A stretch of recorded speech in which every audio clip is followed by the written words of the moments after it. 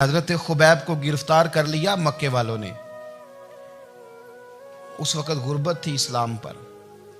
मक्के में सारे लोग इकट्ठे हो गए और चौक में फांसी देने लगे हजरत खुबैब को। कहना आसान है, करना बड़ा मुश्किल है। बंदा जेल में उलझ जाए तो मैंने बड़े बड़े सियाने लोग माफिया मांगते देखे, बड़े बड़े लोग कहते देखे हैं कि ये काम बड़ा। कैद तन्हाई बजाते खुद एक मुसीबत है। आपको अकेला रहना पड़ जाए ना, ये लॉकडाउन हुआ है तो लोग नफसियाती मरीज बन गए। अकेले रहना, तन्हा रहना कोई छोटा काम है। हजरत खुबैब अकेले और मक्के का दौर और चारों जानिब काफर, और चौक में जब फांसी पे लटकाया जाने लगा तो अबू सुफियान बोले और बोल के कहने लगे, यार बंदा कोई काम करके बड़ा पछताता भी है कि यार नतीजा क्या निकला। तो माज़अल्लाह आपका भी नतीजा तो फांसी है, तो आपका क्या ख्याल है। ये आप यकीन करें कि लोग सही सही साथ चलते हैं, थोड़ी सी दुश्वारी उठानी पड़ जाए तो कहते हैं मैं गाड़ी ठीक था, पर इन्हीं पत्थरों पे चल के अगर आ सको तो आओ। मेरे घर के रास्ते में कोई कहकशां नहीं है। लोग ना मीठा मीठा खाना चाहते हैं, थोड़ा कड़वा आ जाए तो मुसीबत बन जाती है।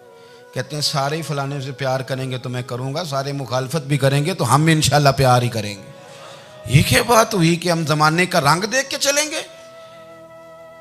अब बाद लोग पछता रहे होते हैं। हजरत खुबैब से कहा, अबू सुफियान ने अभी कलमा नहीं पढ़ते थे, कहने लगे तू इस वक्त फांसी पर लटक रहा है और तेरे नबी मदीने में और आराम में, और उनके सहाबा आराम में, अहले बैत घर में। तेरे ज़हन में अगर इस वक्त यह बात हो कि इस वक्त तेरी जगह पे वो होते माज़अल्लाह, तो फिर क्या होता। मजमा गैरों का, इलाका गैरों का। ये टाइम आया था अब नारा रिसालत लगाने का।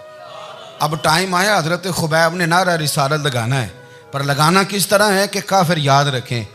हजरत खुबैब से कहने लगे अगर तेरी जगह हुजूर होते तो फिर तेरा क्या ख्याल है माज़अल्लाह। तो हजरत खुबैब कहने लगे तुम अभी भी नहीं समझे। ठीक है, मैं मक्के में अकेला हूँ, सारे लोग मदीने में हैं, पर मैं पछता नहीं रहा, मैं तो फख्र कर रहा हूँ।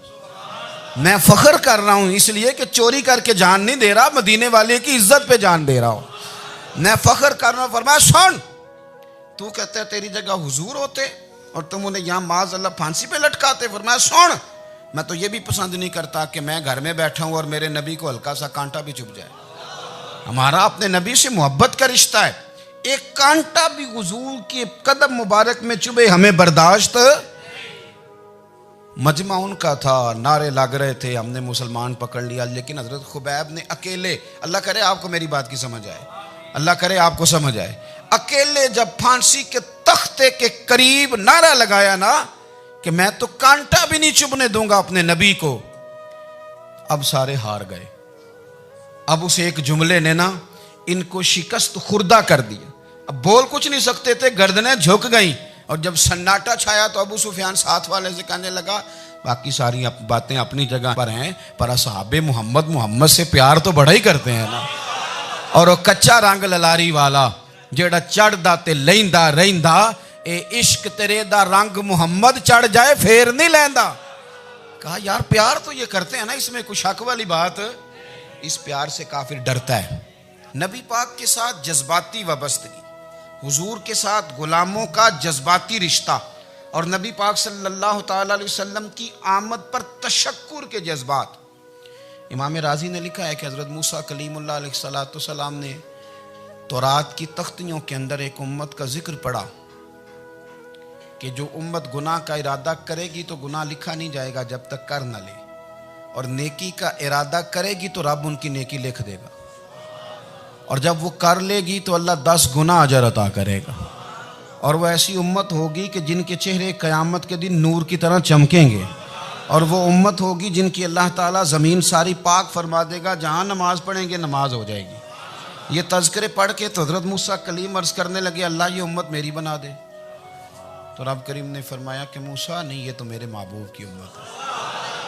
फरमाया ये तो मेरे नबी पाक की उम्मत, हुजूर की उम्मत। अल्लाह अकबर। हज़रत मूसा मामूली आदमी नहीं, वो जलीलुल कद्र पैगंबर हैं जिनका कुरान के हर सिपारे में तज़किरा है, कहीं वाज़े तौर पे, कहीं इशारतन, हर पारे में। और हज़रत मूसा अल्लाह के वो नबी हैं जो रब से डायरेक्ट बातें करें कोहे तूर। कहा ए मूसा ये उम्मत तो मेरे नबी की है। तो हज़रत मूसा अलैहिस्सलाम अर्ज़ करते हैं, इमाम राजी ने लिखा है, कहते हैं अल्लाह फिर मुझे अपनी नबी की उम्मत में शामिल कर। ओ यार, हमें लोग कहते हैं मिलाद ना मनाओ।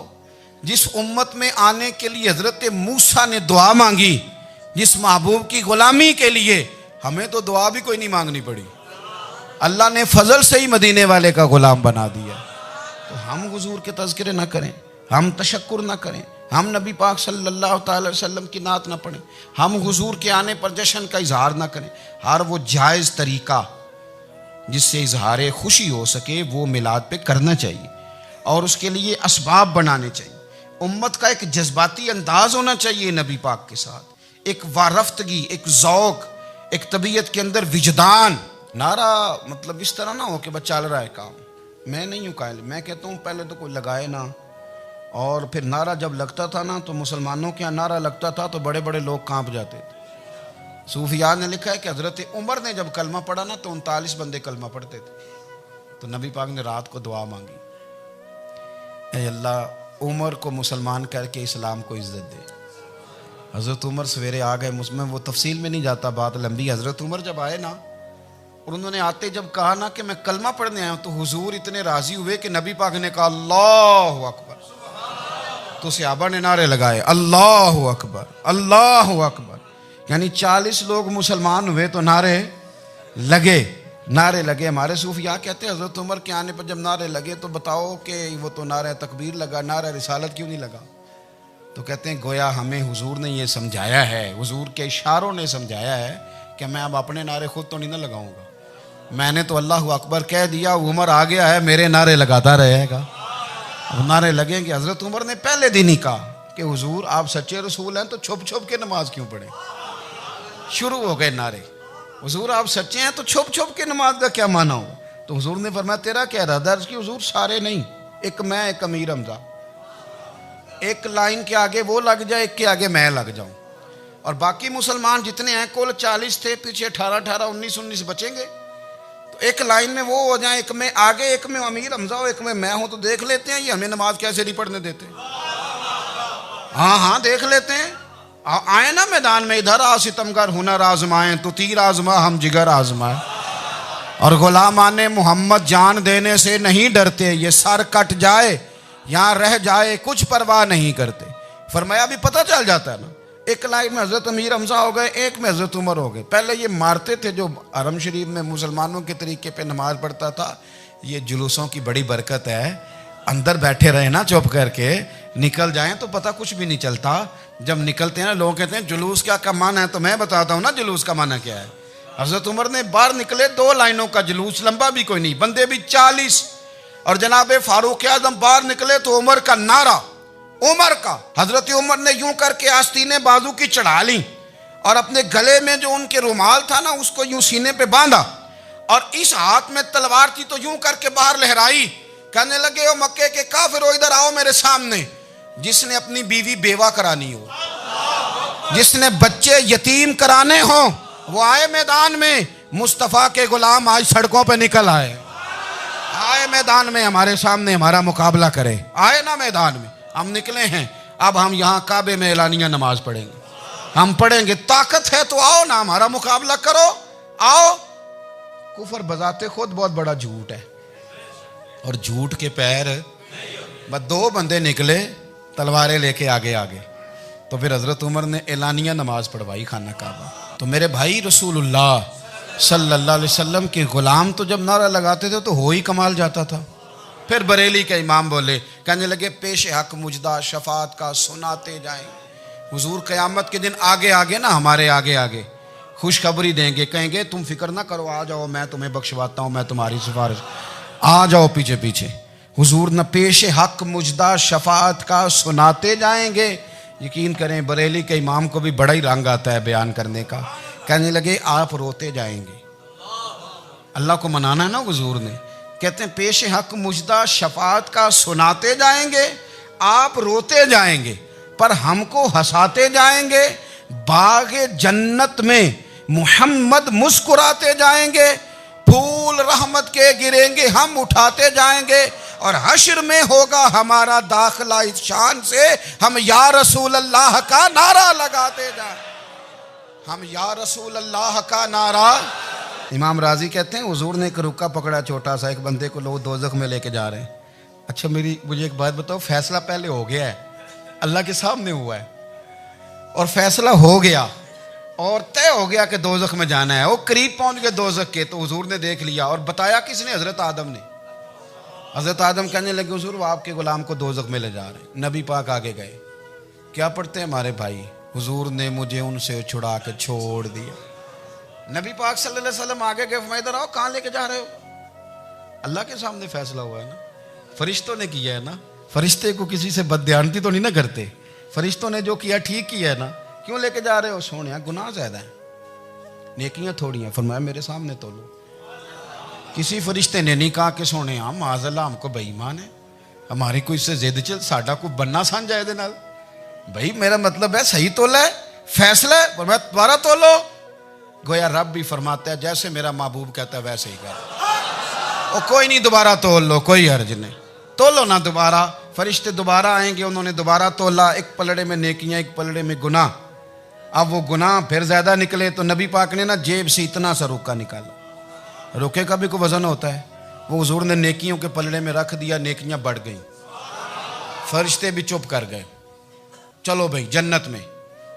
मेरी तरह का था ना, पता सारा है सरदार नु कीती है, पता तो था ना उसे, मन आनम के मन दानम। तो सीधा हुजूर के कदमों से जा लगा, कहने लगा सोने मैं तो सारी जिंदगी गुनाह करता रहा, ये कौन सी नेकी है? तो हुजूर फरमाने लगे चुप कर, जन्नत का दरवाजा खोल गया, तू जा जन्नत में। हुजूर रुके में क्या है? फरमाया तूने एक दिन दरूदो सलाम नहीं पढ़ा था, मैंने तेरा संभाल के रखा हुआ तेरा दरूद शरीफ, वो नारे रिसालत भी तूने लगाए थे, वो तू खोल के मेरे तज़किरे मैंने तेरा संभाल लिया। दोज़ख में मैं तो क्या मेरा साया ना जाए, क्योंकि रसूल पाक से देखा ना जाए, मेरे रसूल पाक। सर और मेरी बात सुनो, मैं भी आपको खाना नहीं खिलाता, लंगर मेरे संगी खिलाते हैं, मेरे दोस्त आपको खाना पेश करते हैं। हर जगह आप जाते हैं तो वहाँ कुछ लोगों की ड्यूटी होती है, लेकिन तिरमिज़ी शरीफ सियासिता की हदीस है। हज़रत अनस ने पूछा था हुजूर क़यामत में कहाँ मिलेंगे? फरमाया हौज़े कौसर पे। हुजूर वहाँ अनस पानी पिलाएंगे कि बिलाल पिलाएंगे कि सुहेब पिलाएंगे? फरमाया नहीं, उम्मत प्यासी आएगी तो मैं अपने दस्ते मुबारक से पानी पिलाऊं। हुजूर वहाँ ना मिले तो फरमाया पुल सिरात पे आना, उम्मत गुजरेगी तो मैं रब्बे सल्लिम की दुआएं करूँगा। तो आला हज़रत फरमाते हैं जब हुजूर दुआ कर रहे हैं तो डरने की ज़रूरत क्या है? खुदा की रज़ा चाहते हैं दो आलम, खुदा चाहता है रज़ाए मोहम्मद, रज़ा अब पुल से वज्द करते गुजरी कि है रब्बे सल्लिम दुआए मोहम्मद सल्लल्लाहु। तो हुजूर वहाँ मुलाकात ना हुई तो फिर इस हदीस को भी ये हदीस मजबूत कर देगी। हुजूर फरमाने लगे फिर मिज़ान अमल पे आ जाना, उम्मत के अमल तोल रहे होंगे और मैं कामयाबी की दुआएं मांग रहा हूँगा। तो जिसके लिए हुजूर दुआ मांगेंगे नाकाम होगा, नाकाम होगा। अपने बच्चों को हुजूर की मोहब्बत सिखाएं, नबी पाक सल्लल्लाहु अलैहि वसल्लम की गुलामी करें। आपका रिश्ता नबी पाक के साथ मजबूत होना चाहिए, आपके ताल्लुकात हुजूर के साथ मजबूत होने चाहिए। और आपने दाएं बाएं नहीं देखना कि प्रोपेगेंडा क्या है, लोग क्या कह रहे हैं। लोगों को देख के जो लोग रास्ता बनाते हैं वो पीछे रह जाते हैं। आपने ये देखना है कि मेरा हुजूर से निस्बत का ताल्लुक मजबूत है, कोई किधर जा रहा है इससे हमें कोई ताल्लुक। इस वक्त आलमी हालात क्या हैं, कौमी हालात क्या हैं, मुआशी हालात क्या हैं, जर्नलिस्ट क्या कह रहे हैं फलाने के, हमें इससे गरज नहीं है। हमें तो इतना पता है कि हमने अपने नबी को राज़ी करना है। तो इसलिए खूबसूरत महाफिल का जिक्र करें, खूबसूरत दुरूद शरीफ पढ़ें।